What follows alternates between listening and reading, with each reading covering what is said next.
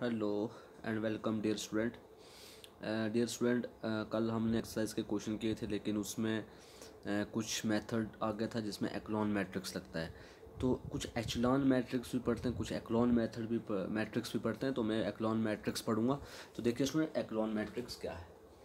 एक्लॉन matrix में हमें कैसे कैसे पहचानना है, एक्लॉन मैट्रिक्स में कैसे हमें बनाना है, किस तरीके से, मेथड क्या होता है, वो मेथड मैं समझाऊंगा। ठीक है ना स्टूडेंट। एक्लॉन मैट्रिक्स का मेथड क्या है, किस तरीके से हमने एक्लॉन मैट्रिक्स को पहचानना और किस फॉर्म में बनाना है। ठीक है ना स्टूडेंट। तो जैसे कि एलिमेंट्री मैट्रिक्स आपने 12th में पढ़ा होगा। एलिमेंट्री मैट्रिसेस या कॉलम ऑपरेशंस या रो ऑपरेशन लगाते हैं ना, जो रो 1 को चेंज किया रो 2 में, ठीक है ना। तो C1 को चेंज किया C2 में। तो these are called elementary matrices. ठीक है। या हम इसे एलिमेंट्री रो भी क्या कह सकते हैं, या कॉलम ऑपरेशन भी बोल सकते हैं। ठीक है ना स्टूडेंट। तो उन्हीं एलिमेंट्री रो की तरह ही, एलिमेंट्री मैट्रिक्स की तरह ही एक्लॉन मैट्रिक्स को ही सॉल्व करते हैं, लेकिन इसके कुछ नियम हैं, इसके कुछ रूल हैं।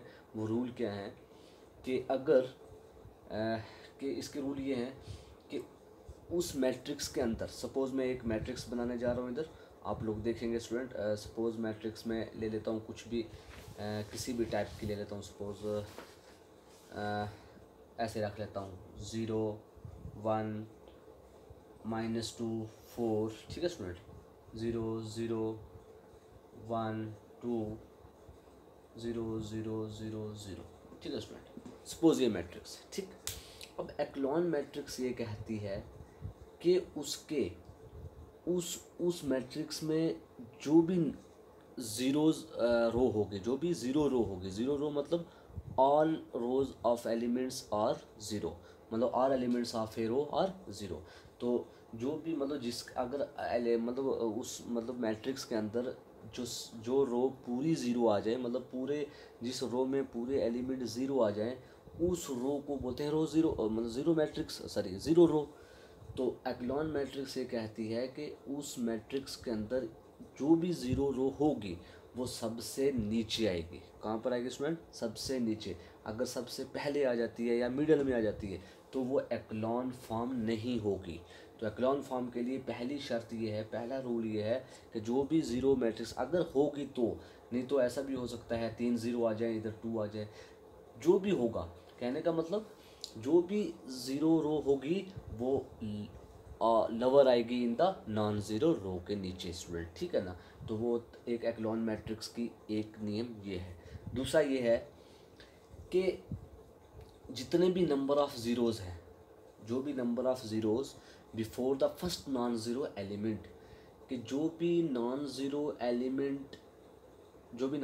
एलिमेंट से पहले जितने भी ज़ीरो आते हैं, जैसे इस रो के लिए। हाँ, एक चीज़ स्टूडेंट, लीडिंग कोफिशिएंट के बारे में आप लोग देखें कि लीडिंग कोफिशिएंट क्या होता है। लीडिंग कोफिशिएंट वो है कि मैट्रिक्स जो है, मैट्रिक्स की हर रो जिस नॉन मतलब जिस वहाँ तक वो लीडिंग कोफिशिएंट होगा जहाँ पे नॉन ज़ीरो एलिमेंट से शुरुआत की गई हो। जैसे पहली रो में नॉन ज़ीरो एलिमेंट कौन सा है? 1। तो 1 से शुरुआत की गई, तो ज़ीरो पहला ज़ीरो था, ये काउंट नहीं करना, हमने नॉन ज़ीरो से शुरुआत करना। तो पहली रो में नॉन ज़ीरो क्या एलिमेंट? 1। तो इट मीन्स हम बोलेंगे पहली रो के लिए लीडिंग कोफिशिएंट क्या? 1। तो इसके लिए लीडिंग कोफिशिएंट क्या है? 1। इसके लिए लीडिंग कोफिशिएंट कुछ नहीं है, तो इट मीन्स 1 और 1। ठीक है स्टूडेंट। ये कहलाएंगे लीडिंग कोफिशिएंट ऑफ एक्लॉन मैट्रिक्स। और कुछ बुक ये भी कहती है कि इसका एक्लॉन मैट्रिक्स की लीडिंग कोफिशिएंट 1 होना चाहिए। ठीक है ना। हर एक रो क्या होना चाहिए? हर रो का लीडिंग कोफिशिएंट या एलिमेंट लीडिंग जो भी होना चाहिए वो 1 होना चाहिए। लेकिन वैसा एक्लॉन मैट्रिक्स में नहीं होता। ऐसा कहाँ होता है स्टूडेंट? रिड्यूस्ड रो मैट्रिक्स में होता है। जब हम रिड्यूस्ड रो रिड्यूस्ड मैट्रिक्स लगाएंगे उस टाइम ऐसा हम कह सकते हैं कि जो भी लीडिंग कोफिशिएंट होगा उस मैट्रिक्स का वो क्या होना चाहिए? 1 होना चाहिए। लेकिन एक्लॉन मैट्रिक्स में ऐसा ज़रूरी नहीं है कि लीडिंग कोफिशिएंट 1 ही हो। जैसे एग्जांपल ये भी हो सकता है स्टूडेंट, किस तरीके से, जैसे कि हाँ ऐसा भी हो सकता है स्टूडेंट। एक मिनट स्टूडेंट, मैं एग्जांपल देता हूँ, ध्यान से समझेंगे स्टूडेंट, कोई परेशानी नहीं होना, परेशान नहीं होना आप लोग, आसान है। देखिए जैसे ये है -5 0 3 0 1 4 0 0 6 स्टूडेंट, ये है। ठीक। अब मैंने ये कहा कि एक्लॉन मैट्रिक्स की पहली नियम ये है, पहली शर्त ये है कि जो भी हाईएस्ट ज़ीरोज़ आएंगे, मतलब नॉन ज़ीरोज़ रो आएगी, वो सबसे लास्ट होने चाहिए और सबसे हाईएस्ट भी लास्ट में ही होने चाहिए। तो और उसका लीडिंग कोफिशिएंट हमेशा कहाँ से शुरू होगा, नॉन ज़ीरो एलिमेंट से। तो -5 से शुरू हुआ, इस रो का लीडिंग कोफिशिएंट है -5। ये कहाँ से शुरू हुआ, 1 से, इसका लीडिंग कोफिशिएंट है 1। और ये कहाँ से हुआ, ये है 6। तो इट मीन्स एक्लॉन मैट्रिक्स, एक्लॉन फॉर्म ये भी कहती है कि जो भी लीडिंग कोफिशिएंट होगा वो एक दूसरे की राइट में होगा। जैसे इस रो के लिए लीडिंग कोफिशिएंट ये था और दूसरी रो के लिए देखिए लीडिंग कोफिशिएंट ये आया, तो इसकी राइट में आ रहा है, तीसरा इसकी राइट में आ रहा है, सिमिलरली फोर्थ इसकी राइट में आएगा। इसी तरीके से इसी बात को दूसरे तरीके से एक्लॉन मैट्रिक्स ऐसे भी आप समझ सकते हैं कि जितनी भी नंबर ऑफ ज़ीरोज़ जो भी before the first non zero element के फर्स्ट नॉन ज़ीरो एलिमेंट के पहले जितने नंबर ऑफ ज़ीरोज़ होंगे उससे is less than the number of such zeros in the next row. कह रहा है कि जो भी नॉन ज़ीरो एलिमेंट से, मतलब कहने का मतलब लीडिंग कोफिशिएंट, जो तुम्हारा लीडिंग नॉन ज़ीरो एलिमेंट, कहने का मतलब कि जो भी एक्लॉन फॉर्म में, एक्लॉन मैट्रिक्स में नॉन ज़ीरो एलिमेंट से पहले जितने ज़ीरो होंगे वो हमेशा दूसरी रो के लीडिंग कोफिशिएंट के ज़ीरो से कम होंगे। ठीक है ना स्टूडेंट। जैसे इसका लीडिंग कोफिशिएंट -5 है, इससे पहले कोई ज़ीरो नहीं, तो देखिए इससे पहले कोई ज़ीरो नहीं तो दूसरी रो में उससे ज़्यादा होंगे। दूसरी रो में कहने का मतलब 1 ज़ीरो होगा। अगर दूसरी रो में 1 ज़ीरो है तो तीसरी रो में कितने आ रहे हैं, 2 ज़ीरो आ रहे हैं। ठीक है ना स्टूडेंट। इसी तरीके से फोर्थ ज़ीरो होगी तो फोर्थ रो में 2 ज़ीरो है ना, तो 2 से ज़्यादा होंगे, 3 ज़ीरो भी हो सकते हैं, 4 ज़ीरो भी हो सकते हैं स्टूडेंट। ठीक है ना। जैसे मैं अभी क्वेश्चन करूँगा, आपको समझ आ जाएगी। ये आपको आई होप समझ आया होगा कि एक्लॉन मैट्रिक्स क्या कहता है स्टूडेंट। एक्लॉन मैट्रिक्स ये कह रहा है कि उसके जो भी लीडिंग कोफिशिएंट होंगे स्टूडेंट, उससे पहले जितने ज़ीरो होंगे वो दूसरी रो के ज़ीरो से कम होंगे। ठीक है स्टूडेंट। इससे पहले कोई ज़ीरो नहीं था इसलिए इधर 1 ज़ीरो, अब ये दूसरी रो के ज़ीरो से कम है तो इट मीन्स इधर 1 है तो इधर 2 होंगे। सिमिलरली तीसरी रो के लिए, फोर्थ रो के लिए 3 ज़ीरो होंगे। ठीक है। ये नियम है इसके एक्लॉन फॉर्म के, ऐसा होगा।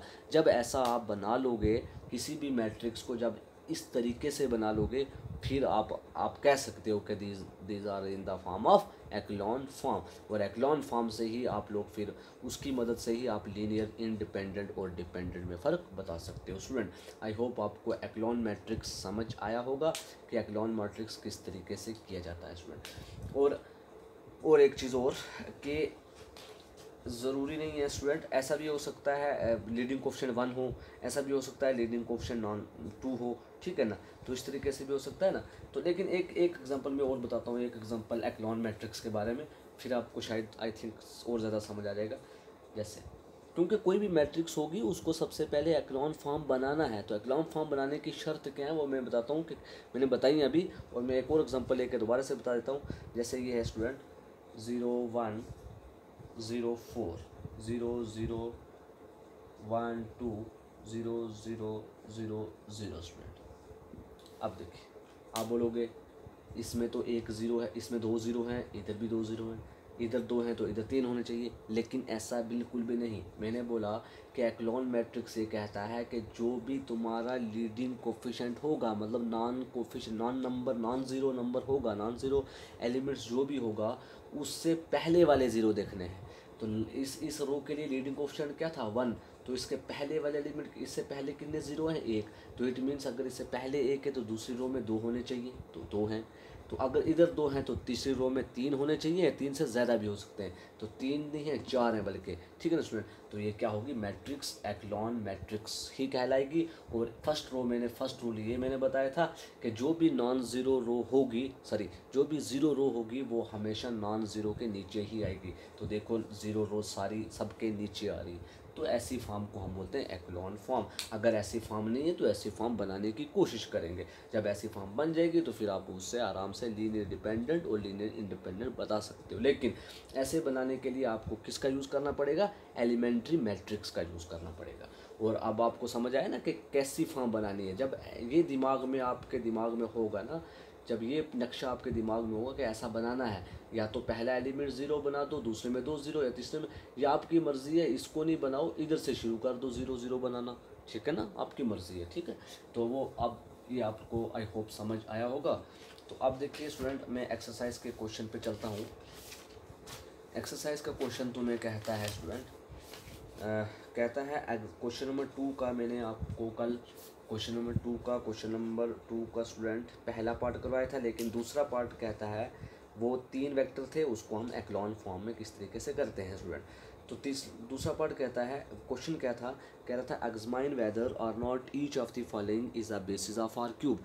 कह रहा हर एक को अपने एग्जामाइन करना है, चेक करना है कि क्या जो नीचे गिवन वेक्टर दिए गए हैं क्या वो बेसिस हैं आर क्यूब के, ठीक है ना student, basis of R cube, ठीक है। 3 डायमेंशनल और 3 डायमेंशनल ऑफ रियल नंबर के लिए हमें क्या बताना है, बेसिस बताना है।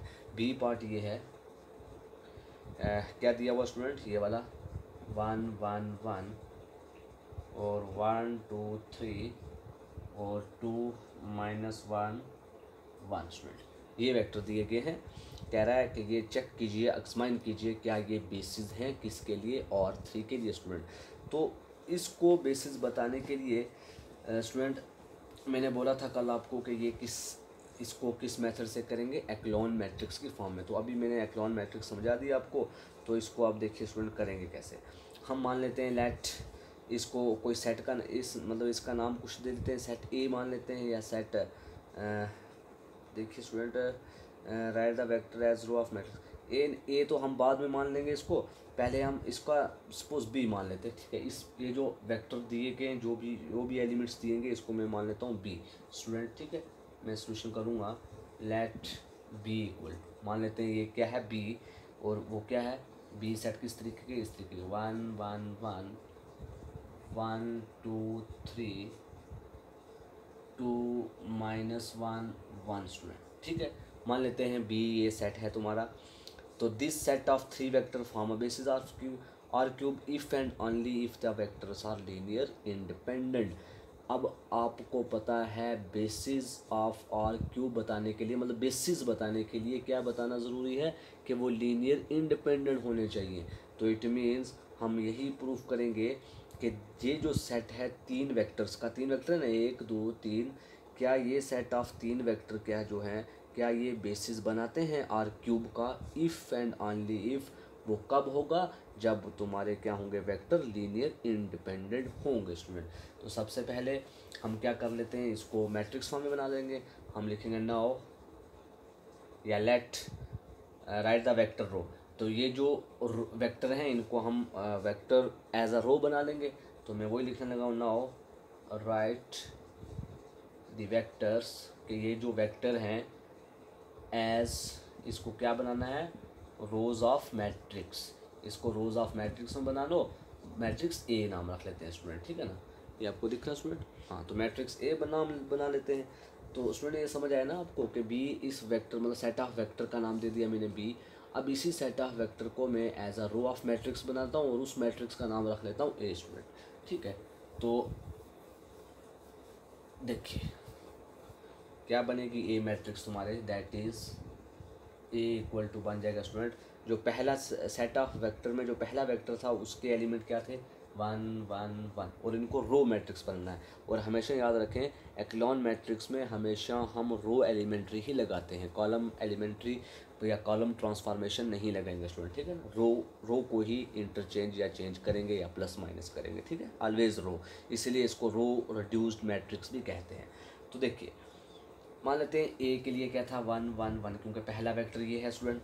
दूसरा वेक्टर क्या था 1 2 3, ठीक है। तीसरा क्या है 2 -1 और 1, ये है, मान लेते हैं ये।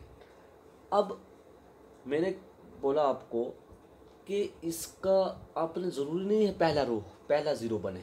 मैंने बोला था कि पहला ज़ीरो ज़रूरी नहीं कि पहली रो में ही ज़ीरो आ जाए, ठीक है। अब कोशिश करो दूसरी रो से ज़ीरो बनाना। तो देखिए इधर 1 है, तो इधर ज़ीरो बनाने के लिए मैं क्या करूं ऐसा कि इधर ज़ीरो बन जाए, और इधर भी ऐसा क्या करूं तो ज़ीरो बन जाए स्टूडेंट। अगर मैं स्टूडेंट ऑपरेटिंग ये कर दूं, सपोज ऑपरेट क्या स्टूडेंट, अगर मैं ऑपरेटिंग। स्टूडेंट ये मैंने सॉल्व किया था, स्टूडेंट देख सकते हैं आप कि क्या क्या ऑपरेटिंग मतलब ऑपरेशन कैसे लगेंगे, वो कौन कौन से हैं, मतलब रोज़ लगे रोज़, क्योंकि करना तो ऑपरेशन रोज़ ऑफ मैट्रिक्स ही करेंगे, लेकिन अब लगाना क्या है वो किस तरीके से देखिए।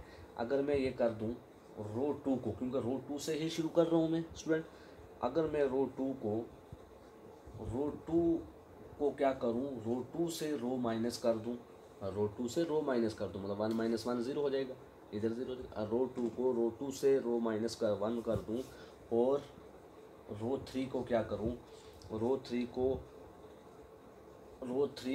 रो 3 से माइनस कर दूँ 2R1, क्योंकि इधर 2 है तो R1 मतलब 2 इंटू 1, R1 के साथ 2 को मल्टीप्लाई भी कर दूं और फिर इससे माइनस कर दूं तो 2 माइनस 2 इधर 0 आ जाएगा स्टूडेंट, ठीक है। रो 2 को इस तरीके से कर लूँ, रो 3 को इस तरीके से। अगर ये ऑपरेशन लगाऊं तो वी गेट क्या मिलता है हमें, we have A equal to क्या मिल जाएगा स्टूडेंट। देखिए पहली रो तो ऐसे रहेगी 1 1 1, रो 2 को ऑपरेट कराया तो रो 2 को ऑपरेट करना है, रो 2 माइनस R1, मतलब 1 माइनस 1 0, 2 माइनस 1 1, 3 माइनस 1 2 स्टूडेंट, ये आ जाएगा, ठीक है स्टूडेंट। अब सिमिलरली तीसरी रो को जब R3 को रो 3 माइनस 2 R1 करेंगे तो इट मीन्स R1 के साथ 2 का मल्टीप्लाई करेंगे, फिर रो 3 से माइनस करेंगे, 2 माइनस 2 0 आ जाएगा, माइनस 1, फिर इधर 2 का मल्टीप्लाई हुआ तो माइनस 1 माइनस 2 माइनस 3 हो गया, 1 इंटू 2 1 मतलब माइनस 2 माइनस 1 हो गया स्टूडेंट, 0 माइनस 3 माइनस 1 हो गया, ठीक है स्टूडेंट। अब एक्लोन फॉर्म, सॉरी स्टूडेंट ये आपको दिख नहीं रहा है, तो ये कैसे फॉर्म बनेगी मैं बताता हूँ। यहाँ तक समझ आई। जब मैंने ये ऑपरेशन लगाया तो ऑपरेशन लगाया स्टूडेंट, आपके पास ए की वैल्यू आ गई 1 1 1 और 0 1 2 0 माइनस 3 माइनस 1 स्टूडेंट, ठीक है। ए की वैल्यू ये आ गई अगर मैंने ये ऑपरेशन लगाया तो। अब देखिए, अब लीडिंग कोफिशिएंट से पहले कितना ज़ीरो है, एक ज़ीरो।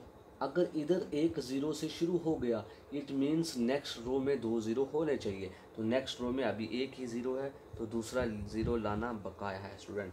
तो अगर मैं अगेन ऑपरेट कर दूं, ऑपरेटिंग क्या ऑपरेट कर दूं स्टूडेंट, रो 3 को मैं क्या कर दूं, रो 3 को, क्योंकि रो 3 में बनाना ज़ीरो, तो रो 3 में ज़ीरो बनाना है एक और, तो क्या करूँगा मैं, रो 3 को अगर रो 3 प्लस 3R1 करूँ तो क्या मिलता है, क्योंकि रो 3 तो ये है, प्लस 3R1 का मतलब कि ये 3 और 3 कैंसिल होगा कैसे, जब मैं रो 1 के साथ मल्टीप्लाई कर दूँ 3 मल्टीप्लाई करने के बाद रो 3 में ऐड करूँ तो क्या मिलता है, 3 इंटू 1 3, तो 3 प्लस 0 0, ओ सॉरी ठीक है ना, 3 प्लस नहीं 3 इंटू 1 3, और फिर क्या करना, रो 3 प्लस 3R1, तो रो 3 क्या है तुम्हारा 0 स्टूडेंट, रो 3 क्या है 0, तो 0 के लिए तो 0 रहेगा, लेकिन इसके लिए स्टूडेंट देखो क्या रहेगा, 3 रो 3 कितना है तुम्हारा 3 माइनस 3 और प्लस 3R1, R1 कितना है 1, तो 3 इंटू 1 3, तो प्लस 3 माइनस 3 कैंसिल। सिमिलरली इधर भी इधर कितना हो जाएगा, इधर हो जाएगा -1 और प्लस 3 इंटू 1 3, तो -1 और 3 स्टूडेंट कितना हो जाएगा,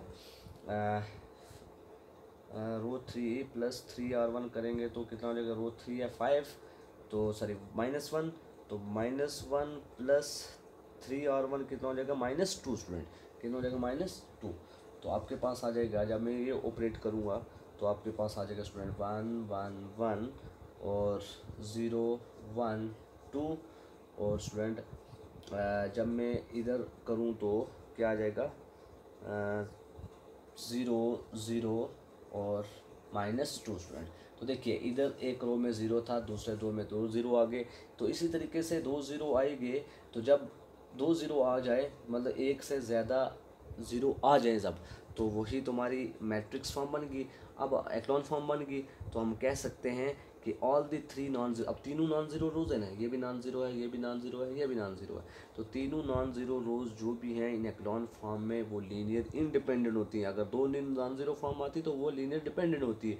ये तीनों नॉन जीरो आ गई तो हम बोलेंगे all the three non zero row of A in echelon form are linear independent, this implies the given vectors are linear independent, कि गिवन वेक्टर लीनियर इंडिपेंडेंट है। अगर गिवन वेक्टर लीनियर इंडिपेंडेंट है तो hence जो हमने B set माना था वो क्या बन जाएगा, बेसिस बन जाएगा किसका, आर क्यूब का स्टूडेंट। ठीक है स्टूडेंट, आई होप आपको समझ आ गया होगा स्टूडेंट कि किस तरीके से इस क्वेश्चन को किया जाता है स्टूडेंट। तो इसी तरीके से स्टूडेंट क्वेश्चन नंबर जो तुम्हारा फोर्थ है, फोर्थ भी इसी तरीके से आप लोगों ने करना है, फिफ्थ भी इसी तरीके से करना है, कोई परेशानी वाली बात नहीं है। देखने दो मुझे क्या है स्टूडेंट, फोर्थ, हाँ फोर्थ फिफ्थ क्वेश्चन जो भी हैं बिल्कुल इसी तरीके से करने हैं स्टूडेंट, वो आप लोग खुद ट्राई करेंगे। तो बाकी वाले क्वेश्चन जो भी हैं वो इंशाल्लाह परसों के लेक्चर में मैं वीडियो लेक्चर नहीं बनाऊंगा। अब बाकी वाले क्वेश्चन जितने भी इसके रिलेटेड है वो आप लोग खुद ट्राई करेंगे एक्लॉन फॉर्म के रिलेटेड, और जो क्वेश्चन मुझे लगे कि अलग हैं वो मैं आपको परसों के लेक्चर में इंशाल्लाह ऑडियो में मतलब फोटो कॉपी भेज के सेंड कर दूँगा, वीडियो नहीं बनाऊँगा परसों के लेक्चर में। ठीक है स्टूडेंट, तो ओके स्टूडेंट, थैंक यू।